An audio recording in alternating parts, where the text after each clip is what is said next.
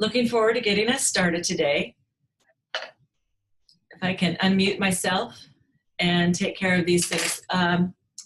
We are going to be doing our mentor networking forum for October, and it is pretty much going to be more, just a second. Okay, I think Sarah is going to be trying to do answering the questions over in the chat box, hopefully, if you have questions there. I'm going to be doing the mentor networking forum. We're going to be talking about some content, and then we'll be answering some questions afterwards. And hopefully everybody will be able to be on board with this. And I am recording it. So yes, I am recording it so that we'll be able to put it up on the Canvas under the Mentor Networking Forum for October 2018 for anybody who's not able to see it. Okay, so I have 63 participants, so I want to welcome you all. And thank you for coming on. We're going to get started right now. Today we're going to just do a little bit of connections between the last Mentor Forum and this Mentor Forum. And I'm going to talk to you a little bit about our beginning teacher programs, yearly focus, mentor practice standard 3 conversations. And then how does that tie in with the LACO focus of equity and things that we need to be looking at? And then how does that connect with our mentoring tools and strategies that we use, okay? And then at the end, I'll be talking about nuts and bolts for everybody in general, and then contract consultants. There's some specific things just for you at the very end. So this is kind of where we're going to be going today, okay? I did post this link to this PowerPoint presentation already in Canvas under Mentor Forums, and I also put a link to one of the tools that I shared during this presentation also, so that's in there. One of the reasons we're not doing a lot of interactive activities is because it's just so darn difficult and confusing and stressful for everybody. So we're going to be just mostly giving you some information in a webinar format, and then content, and then follow up with programmatic stuff. And then if you have questions, we can either put them in the chat box or you can email me afterwards, okay?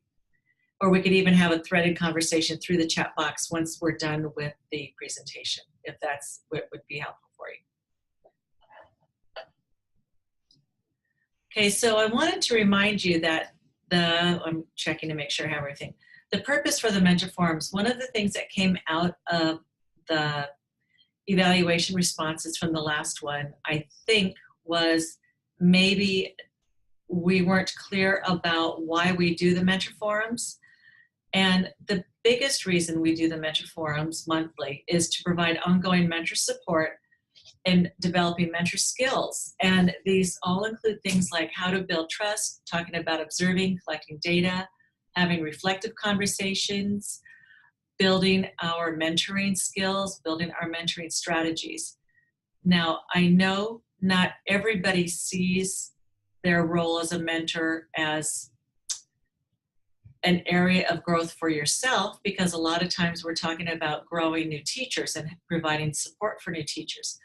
But we also want to be reflective about what we're doing and how we're doing it, and also being an effective mentor, okay? So that includes developing our own mentoring skills. And I know it's something that I am forever working on. And sometimes when you get in the middle of it, you forget that there's certain strategies you could use, just like being collaborative, facilitative, or directive. Which stance do I want to take? Or listening for entry points, or thinking about stems that might promote better clarity or depth of response from your mentee. So those are some of the things we try to address and talk about during the Mentor Forums. The content usually is about something that's either ongoing, it's a concern, an issue, it's situational, it is a topic that comes up that we get information from. A lot of times after I go to a conference, I'll come back and share that with you. So that's kind of where actually today's topics have come out of things that have been ongoing here at LACO, that have been in the news, that have been providing food for thought in the educational community. So, and how we approach these things. So that's kind of why we're going to be talking about some of the things we're going to be talking about today. So our beginning teacher program's induction focus was on Mentor Practice Standard 3.1, where we talk about mentors. They strive to cultivate relational trust, caring, mutual respect, and honesty with the beginning teacher to build ownership for the new beginning teacher, right? Not for ourselves. Solve their problems and foster beginning teacher agency, helping them be able to solve their own problems.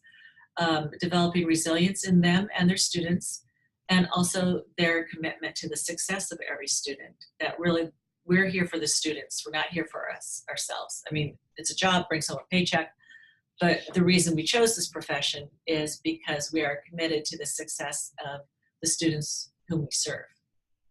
Okay? That being said, we want to talk about ways that we support this goal to help you with the ongoing mentor support. We do the mentor goal setting. This is the way we ask you to set your own goals and to come up with action plans. What are you going to do? We provide them content and the training and the support through mentor trainings and mentor forums.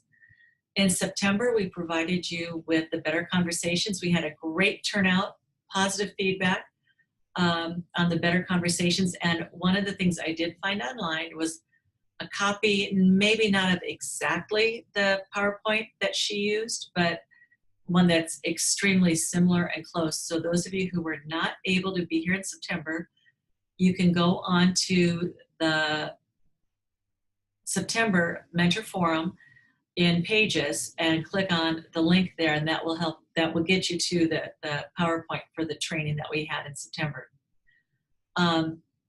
The January training for new mentors is Jennifer Abrams, and that's for the new mentors.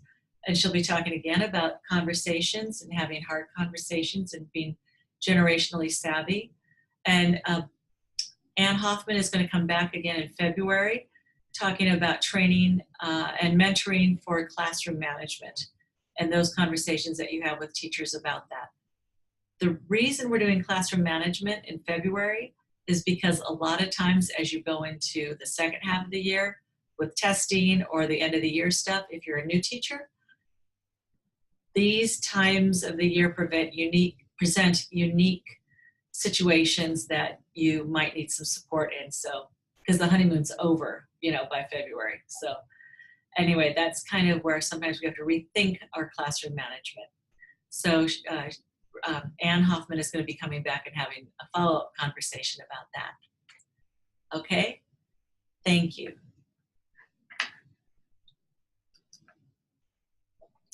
So one of the things that, I don't know if you have noticed it, but it was at the bottom of the MOU that you signed, and it talks about focusing, we're going to be focusing on equity and induction support. So the equity piece, the disclaimer that we have at the bottom of most of our forms that we ask people for enrollment, it says that LACO does not discriminate against individuals on the basis of age, actual or perceived race, actual or perceived gender, maybe we should say actual or perceived age too, I don't know, ethnicity, national origin, religion, disability, or sexual orientation.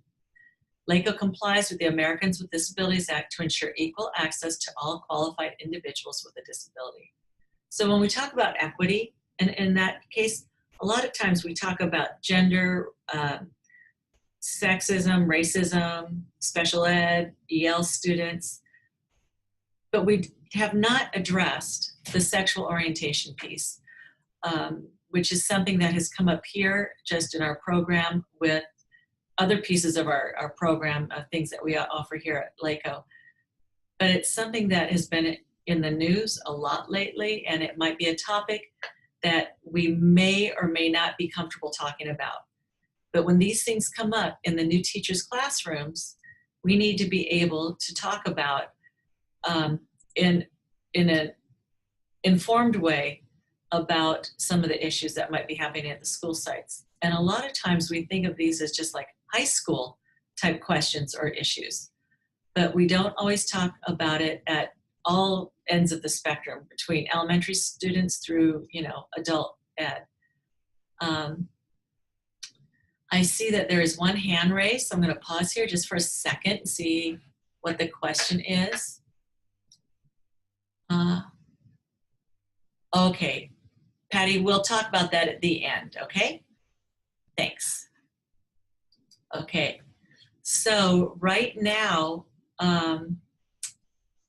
mentoring for equity beyond racism. So what I wanted to do is just to activate some thinking in your minds about concerns or issues that may or may not come up with your new teachers. And as I stated earlier, new teachers may or may not be comfortable. You may or may not be comfortable talking about this, so I wanted to give you some resources. The teachers may or may not be comfortable talking about this or how to address it.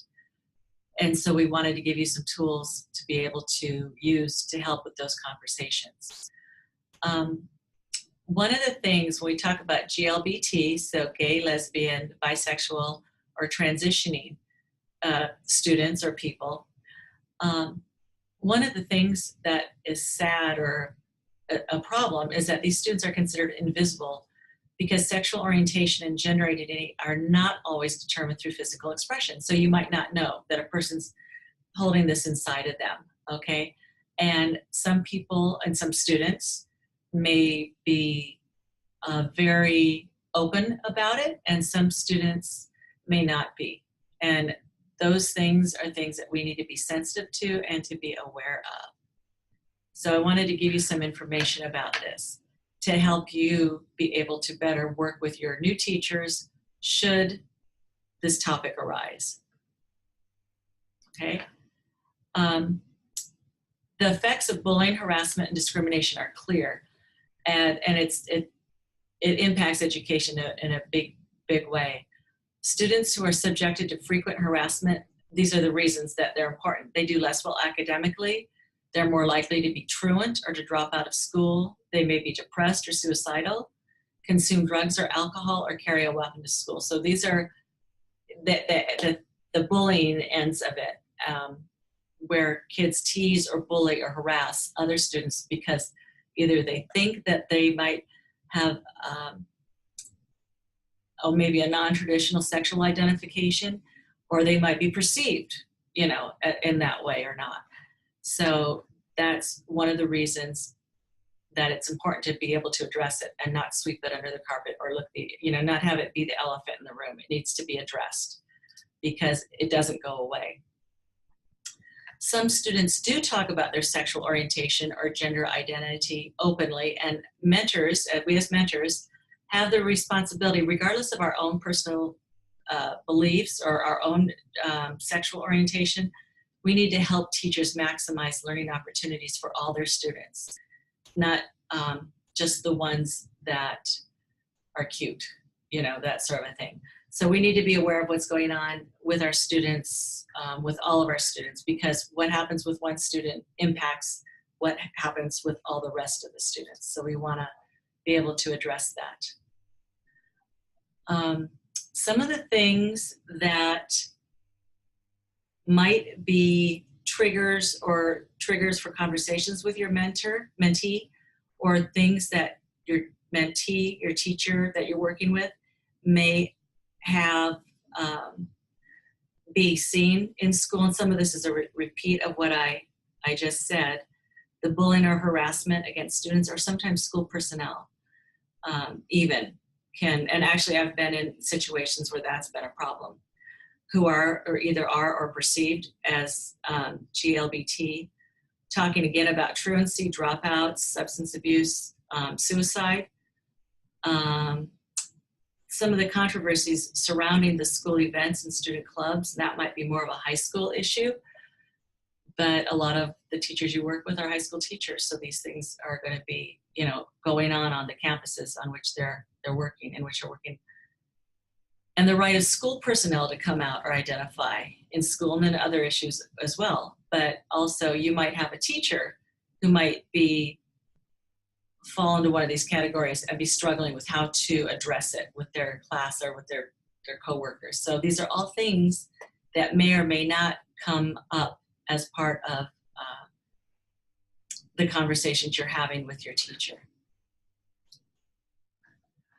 I wanted to share some statistics with you. I took this off of the NEA website, and they had cited it. And again, this is a 2005, so this is an old school climate survey. But I don't think the numbers have gotten any smaller since this survey was administered. But that more than a third of students experienced physical harassment at school on the basis of sexual orientation. That's a huge issue. That's bullying. That's a problem. It needs to be addressed and not ignored. More than a quarter of students experience physical harassment at the school on the basis of their gender expression. So how are they expressing themselves with their gender identification? You know, are they teased? Are they bullied? Are they physically harassed? Nearly 1/5 of students have been physically assaulted because of this sexual orientation, and then 1/10 because of their gender expression. So those are physical attacks, which is really, really, really scary, I think. And if it's something we can head off at the pass, that's something we want to be able to do, or to help our teachers do. And how do you deal with it when it does happen? Okay, because that's also an issue. So some of the things that you might be able to help your teacher be more aware of the following through reflective conversations and program tools, which I'm going to talk about in a minute. But talking about homophobia and bullying, just even comments like, "Oh, that is so gay," you know, when people say things like that. Some of these things can be, people will say, "Well, it's only words. I didn't hurt them. I just said that," you know, and well, that's an issue. That's something that needs to be addressed. Most teachers can probably assume that they have students who fall into these categories somewhere, and they might not feel safe in being out or talking about it, or being, you know, I guess out about the whole situation. And I'm not an expert. I've just done a lot of reading. Some of this hits close to home, family, friends, or whatever issues, but also the whole bullying thing, the whole, how do teachers deal with some of that, is, regardless of the trigger, is something that needs to be dealt with or addressed. So one of the reasons why it's important for us, and I mentioned this earlier, is how discriminatory remarks impede the learning process, not just students who fall into these categories, but of all students. Because remember what I said, what impacts one student can very well impact the whole class or the whole school in one way or another. When we have these tragedies or these things that go on a campus, even though it might just be one person, it impacts everybody. And that impacts learning, you know, which is what we want to be there. So as you're having conversations with your teachers, you don't have to bring it up and say, "Oh, well, do you have any of these sort of students in your class?" But if the issue arises and the teacher comes to you or is having concerns about behaviors of students and saying, "I don't understand," throw this into your toolbox of things that could it be because of this? And you might ask your teacher, as you think about this, you know, patterns of behavior or things that are happening, what are some things that come to mind? What does it make you think of? And then if there's an issue or an event, what are some of the factors maybe that influenced what happened? So being able to get back to the root cause for some of these issues, and then being able to address that. And once they've shared with you some of these things, you might ask, given your impressions, what might we focus on that might be most helpful to you? Because there might be a laundry list of issues or concerns, but what would be is going to give you the most bang for your buck? What is the one or two things that we can address that will make a significant change, and then work our way down the list? Okay, but asking them to reflect on it and to dig deep and to come up with what will help you. And what are some of the things that, as you're discussing this, talking to the teacher about what are some of the things that you are learning about yourself and your students, or this aspect of your job, some people might say, I didn't sign on for being a counselor, but I guess that actually when you are a teacher, that's one of the hats you wear, that sort of a thing. So, and as a mentor, you're helping your teacher help their students. So that's kind of, these are just some of the easy things that you might be asking your teachers. We also have mentoring conversation stems. You were all given this information either earlier on in your mentor training or as part of, I think I've brought it out once or twice before, but I gave you a link to this. I put it up in Pages under, I think I added it to the October Mentor Forum link right there. So talking about sentence stems or entry points or being able to paraphrase or asking questions. So these are some of the things that you might want to remember. You have this. I want to just remind you that this is one of your tools that you have to use to think about, and maybe scan this every once in a while or carry it with you. Okay? Bring it out and dust it off every once in a while. I know that I do. And some of the things that I usually do is think about a focus for myself before I go into a mentoring conversation, and then try to practice some of those things. If it's going to be an easy conversation. If it's going to be a tough one, and then I try to reflect back on what I know works, or has been a problem in the past, and find a stem that helps me be able to deal with those types or those sorts of issues. Some of the tools that we have, so what I wanted to do is to bring some of these tools that if some of these conversations come up or even are part of the teacher's goals, some of the tools that we have and that you have access to are the class profile, where you look at the class, and remember that's a Google Doc, so you can add columns. I don't know that you'd want to put gender orientation as one of the columns, but you might say interests or concerns, or things like that in a column. Knowing students, so that might be a way for you to get to know if you have a student who's having issues or struggling. There's some prompts there that can help you get to know that student a little bit better, know what makes them tick, what their interests are, what their there's what's special about those students, what's going on with them. Family communication, some of these questions might come up in a family conversation, or being able to, if there is an issue, using that family communication tool to help the new teacher talk to the parents, because the new teacher might feel very nervous about having a conversation of this sort. So the family communication tool can help you script out a conversation ahead of time that might be helpful for the teacher. Things that might come up with a triad if it's part of a school culture that needs to be addressed.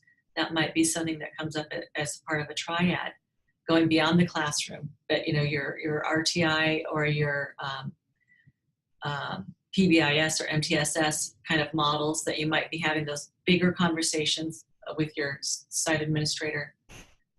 Again, those things might, and probably not so much at back to school night, but you never know if a parent confronts you with that, or confronts your teacher with something and questions, how are you going to deal with this, or how are you going to address my child's needs? That might be something to look at. The collaborative assessment log is, your fallback on almost any kind of a conversation that there isn't a specific tool for, but also mediating conflicts. When you look at bullying and how has it been addressed, what are your school policies about it? Overall, how are you going to address that, and how has it been addressed in the past, and how might it be addressed moving forward? But these are all tools that can document those reflective conversations that you have with your teachers, should any of these topics arise. So hopefully not, and hopefully if they come up, they're positive and helpful for your teachers, that they are able to help and be supportive of their students.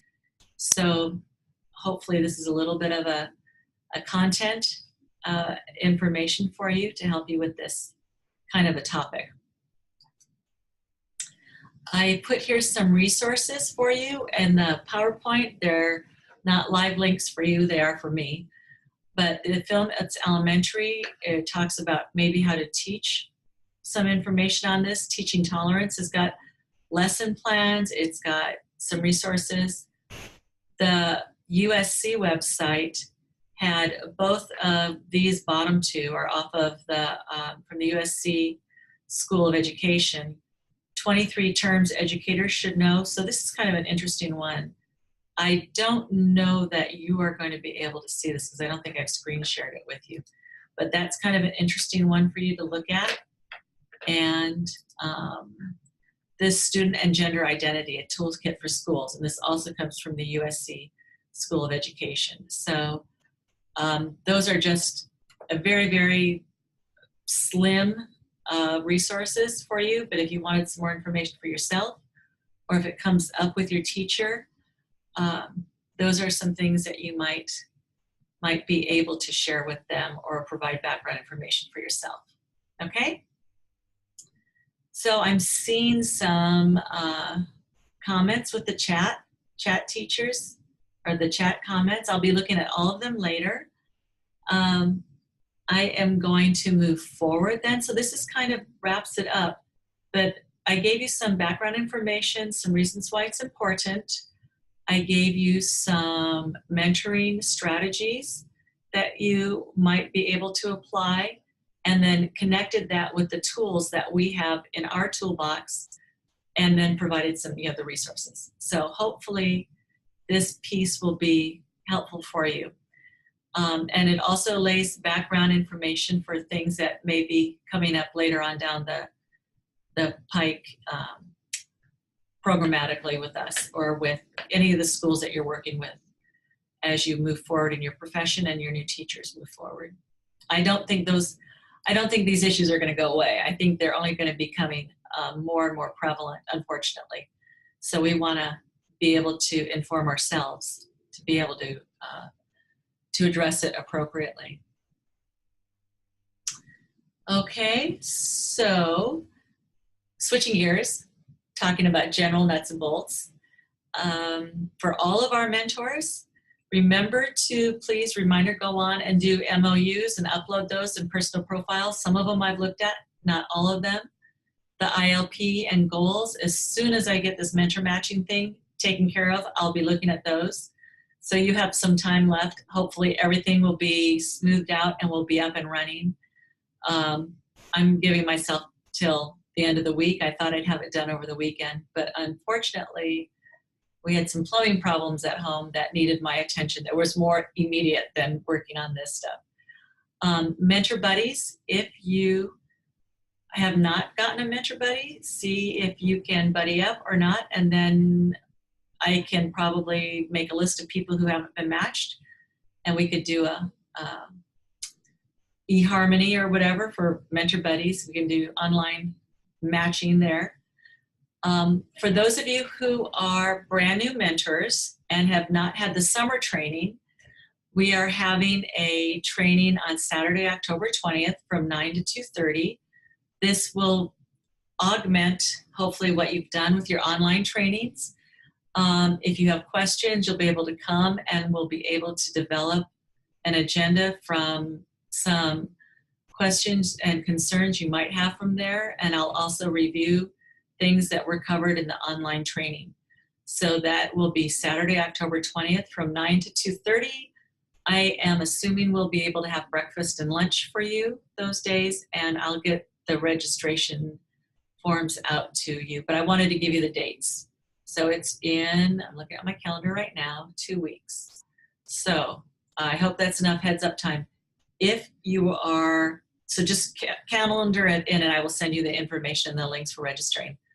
If you are not able to attend that day, we will do an online Reader's Digest version of the information that's shared that day, okay? So it's not the end of the world. However, we want to make sure, because remember, you guys are the ones presenting our program and implementing the program. We want to make sure, though, that everybody is kind of on board. And I know you have desires to be doing the best you can, and it's hard to do that without the information you need. So that's hopefully we'll be able to support you there. This has come up a couple of times recently. I did do the little recording. It's up in Canvas for SPED and Gen Ed. Remember, it's the same process for both. SPED has gone from being a one-year program to being a 2-year. We're talking about a common trunk for induction. And the branches that go off of it might be special ed, it might be general ed, it might be adult ed, it might be preschool. But we're doing the same induction experience for both teachers who have special ed credentials and specialists, mild to moderate, moderate to severe, and general ed induction candidates. It's the same process. There are the tools that are in Canvas. You can use any of those tools for anybody. One question that has come up about SPED is the ILP observation. So you may use the ILP observation tool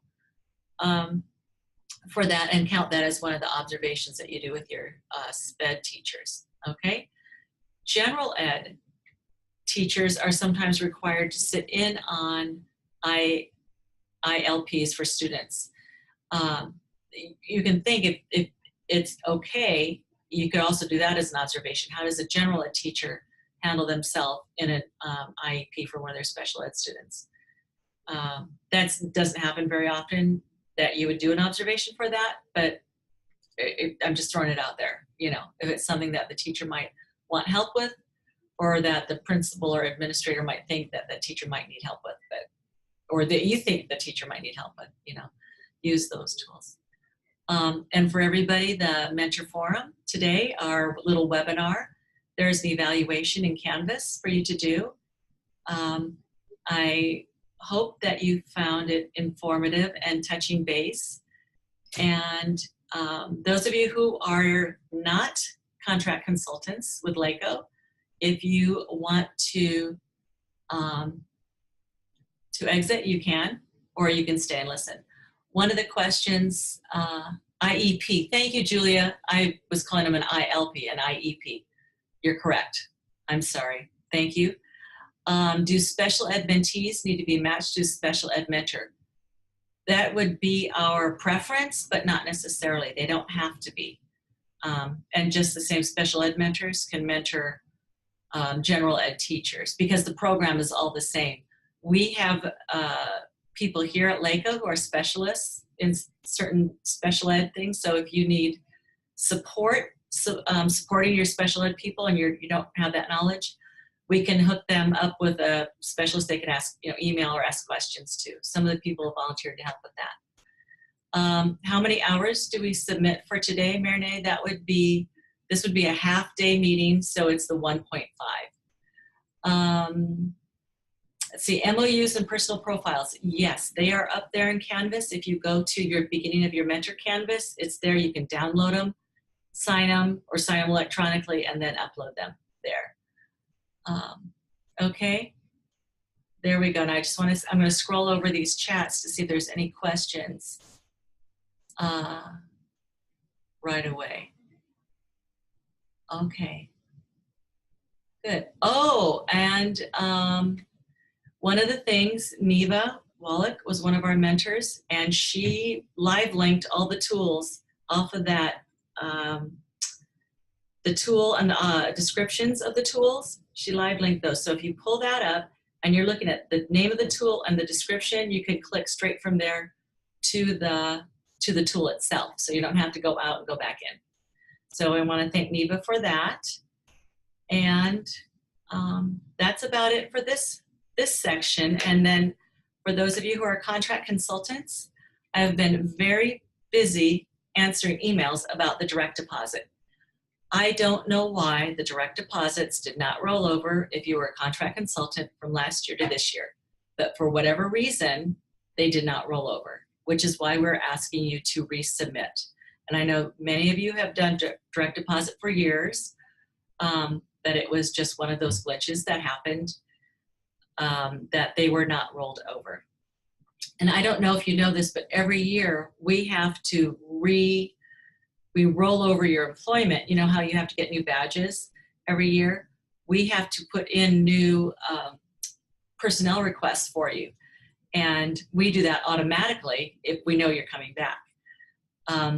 So for most of you that worked this year, but for whatever reason, the direct deposit piece did not.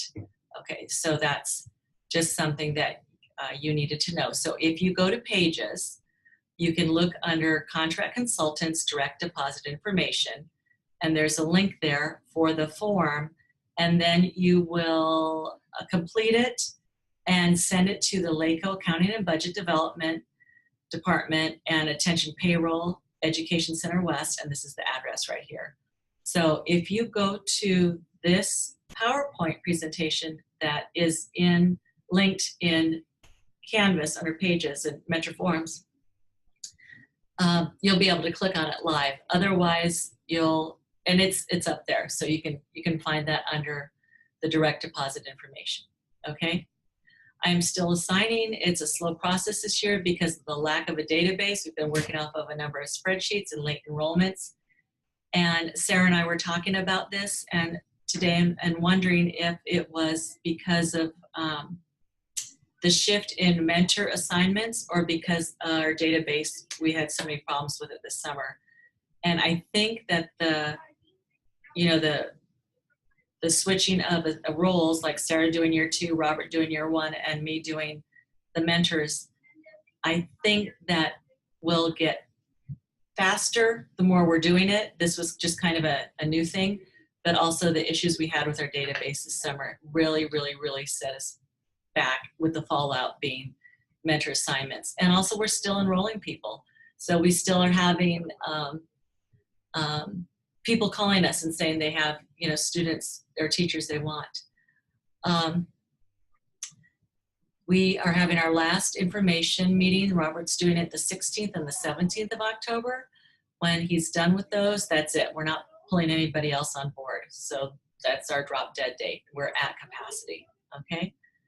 Can I continue with a mail check? If you want a mail check, continue. The only reason you would have to do direct deposit is if you wanted it, okay?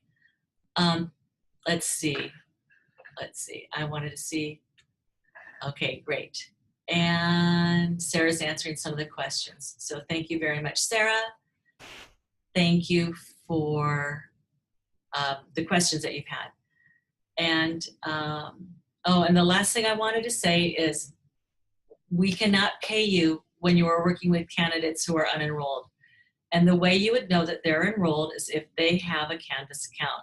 So if they don't have a Canvas account and you are working with them, that is a problem. We cannot pay you for that because they have not signed a promissory note for this year, or they have not paid off last year, or they have things left over from last year that have not been completed. So that's why we cannot pay you for working with people who are not enrolled. I will say Robert and Sarah have been immensely efficient with getting people, as soon as they've got all their paperwork in, they're enrolled in Canvas. So you know that if your teacher's not enrolled, then there's something missing or there's something going on. So if you have a year 2 teacher, you might ask them, have they heard from Sarah? What is it that they need to complete before you're able to move forward with this year? Okay. Okay, the mandated reporting target solutions. Let's see. Can you back pay after they're enrolled? Well, no, because the work that you've done with them was before they were enrolled. Why does the 18-19 grades portal look different from last year? Probably because of updates with Canvas. The company might be doing that differently. They change it on you every once in a while. They don't necessarily tell you, but they do. They change it. So sometimes they're playing around with it and things look different. The mandated reported target solutions, you know what? I will send that information out in an announcement again, just to contract consultants. So yeah, the help desk, what it is you have to call the help desk, and then the help desk has to either activate your account or they have to give you the information and the login stuff. Okay. Let's see. Unable to upload assignments because I can't go beyond the mentor forum page. Oh, I don't know what that's all about, Marinee. I'll double check yours and see what's going on there. Okay, Alejandra, okay, the new mentors, if you're a new mentor, that I will get you access to Canvas. If not today, then I'll do it tomorrow morning, and I'll also be sending you out some other information for the new mentors. Okay. Let's see, Olivia. So the mandated reporting, I will be sending out that information in an announcement to the contract consultants. Okay, if I completed the mandated target with your district, do I have to do it again for us? Yes. Unfortunately, you have to do it with every entity for whom you work. So I'm working at LACO and I'm working at my volunteer work at my church. I have to do it through them too. So yeah, we have to do it for every entity. If you're a Cub Scout leader or a Little League coach, you have to do it, or every school that you work with, you have to do it with everybody, unfortunately.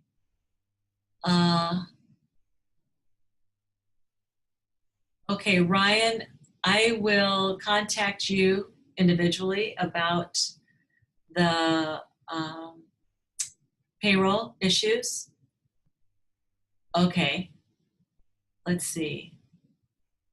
Oh, received the mail paycheck for August and September. So August, the last paycheck that went out was last Friday. We got them. I have a pile of them. So if you're concerned, email me and I'll send you, yes, it went out in the mail. Otherwise, wait until Wednesday and see if you've got it in the mail. And if you did not, then contact me. So we get the checks here, and then we made photocopies of your names. We didn't open the checks, so we don't know what your checks looked like, but we know that you were mailed a check out, so I can confirm against that you were sent, one was sent out in the mail or not. Okay, so email me separate, and I'll look it up and see if it got sent out. When I see mentees after the monthly log submission date, do I project? Yes. Okay, so that would be so helpful for me. If you can, from the 20th to the 31st or whatever, if you know you're going to be meeting, put those dates down and the times. And that is better for us than having to go back to the previous month, okay, and fill it in. Because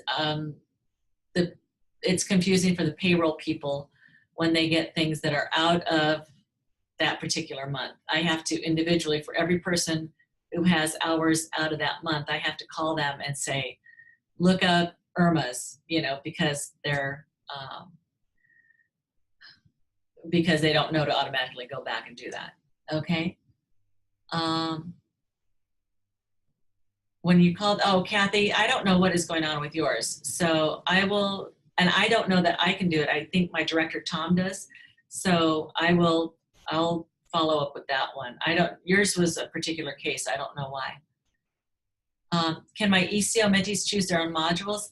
They can choose their own CSTPs that they want to work on. Yeah, so like for module 1, if they want to work on CSTP 5, they can. Yeah, they can do that. When do we need to complete the timesheets by on Canvas? The 20th? Please by the 20th, yes. Okay.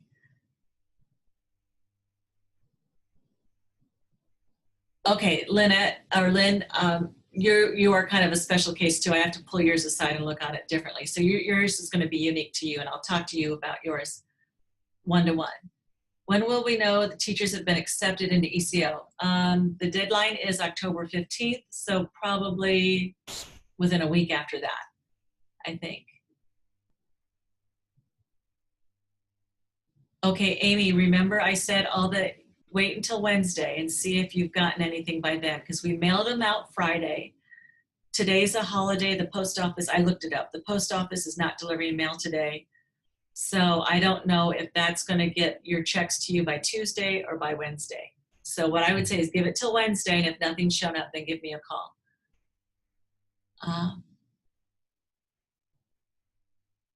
Let's see. How do I document helping a participating teacher with her district objectives? You could do a CAL on that, or a collaboration tool. You could, I don't know, a collaborative assessment log might be an appropriate one there. and put it under choice.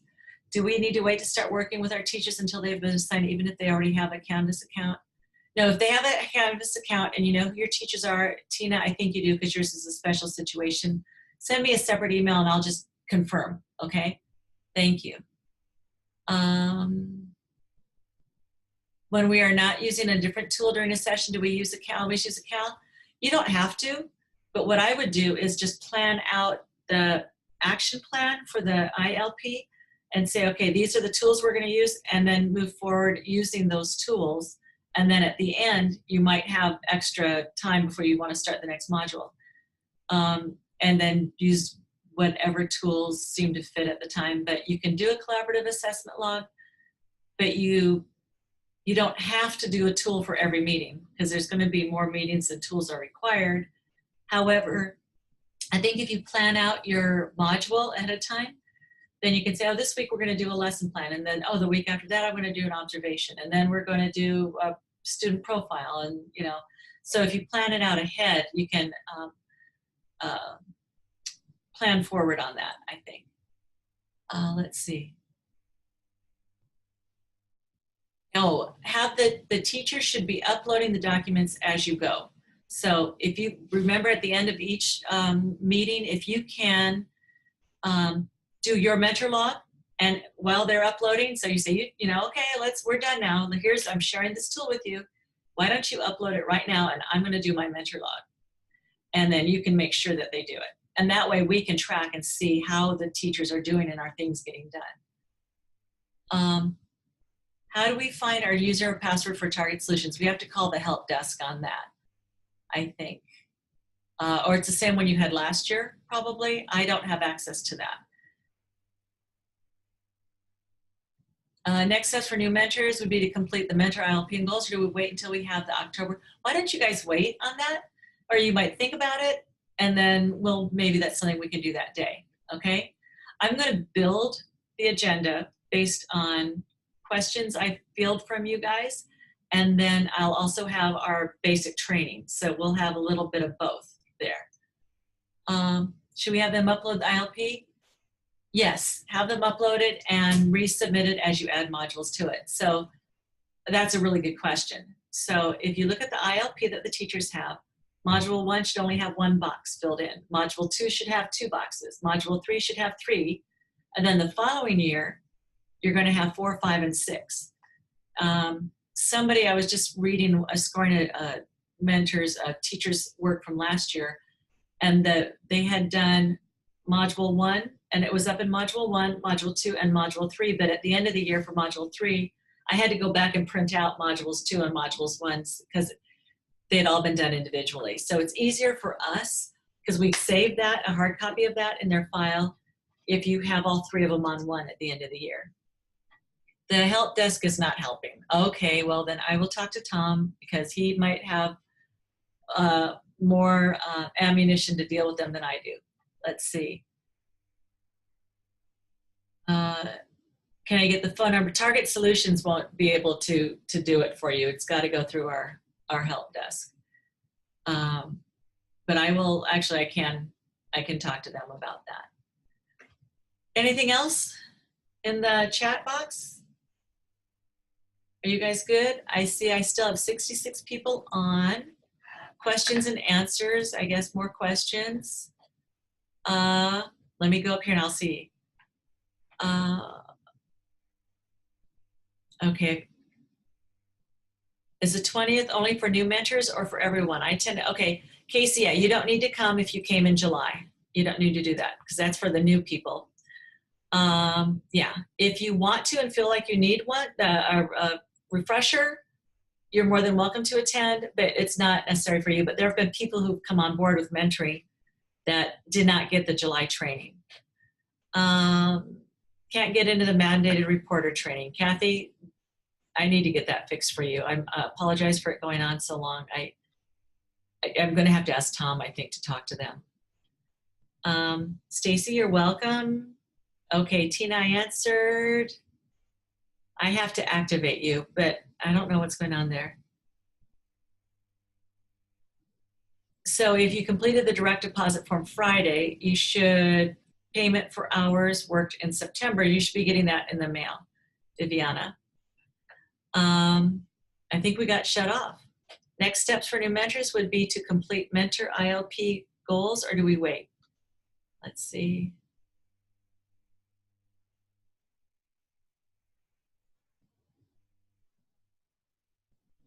Oh, LGBTQ and A. So there's both, Barbara, if you're there.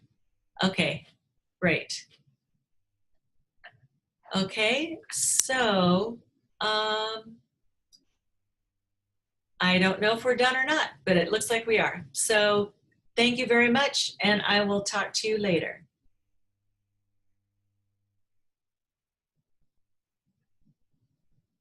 Oh, Talin, I need to look at your hours, okay? Oh, I see people. I'm still seeing the chat, but our recording, I think the picture got done. Thank you, you're welcome. I hope it was helpful. The slideshow, Ryan, is in Canvas under Mentor Forums. Okay, I've already posted it, so it's there. You're welcome, you guys. I hope you found it helpful and easier than driving the 405. And, you know, you can do it in your jammies. I can't even see you guys, so who knows what you're wearing. I will make sure you have the child abuse link. Thank you. Yes. Okay. Alrighty, you guys, have a good month, and I will try to make sure everything gets taken care of as soon as possible, okay? You dressed up for this webinar. Colleen, you dress up for everything. Okay, talk to you later, you guys. Bye-bye.